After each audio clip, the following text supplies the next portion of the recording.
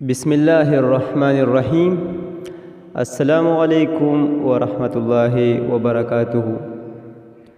امید لرم د خپل الله نه چې ټول مسلمانان رونه خویندې به روغ جوړ یې او الله همیشه د پاره خوشحاله او آباد لره او الله هم د زړه ټول شرعي حاجتونه پوره کا. ملګرو، نن د سره یوه اسانه او ډیره مجربه طاقتوره وظیفه شریکومه.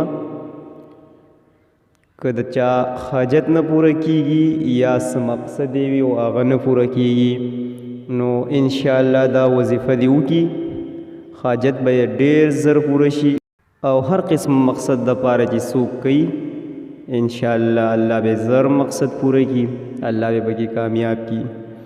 زه استاد سره دا وظیفه شریکوم، دا عمل د سره شریکوم او 10 شردام به وکړې قبلې طرف ته مخکې او 1000 پیرې به سورې اخلاص قل هو الله احد الله الصمد لم یلد ولم یولد ولم یکن له کفوا احد دا به ووایې، خو په شروع کې به بسم الله الرحمن الرحیم ووایې.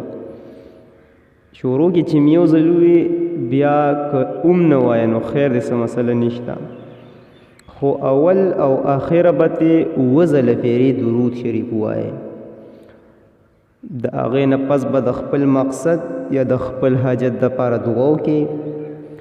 انشاءالله ډېر طاقتور عمل دی، الله به هم حاجت پوره کړي او چې څه مقصد مې نه پوره کېږي الله به د هغه پوره کړي او الله به هم پکې کامیاب کړي.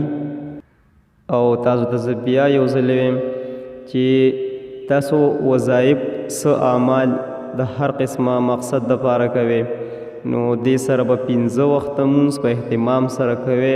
الله به ستاسو حاجت پوره کوي، الله به ستاسو اعمال الله قبلی او ستاسو حاجتونه ستاسو مقصدونه هغه به الله پوره کوي چې د هر قسمه شرعي حاجتونو دپاره کوئ.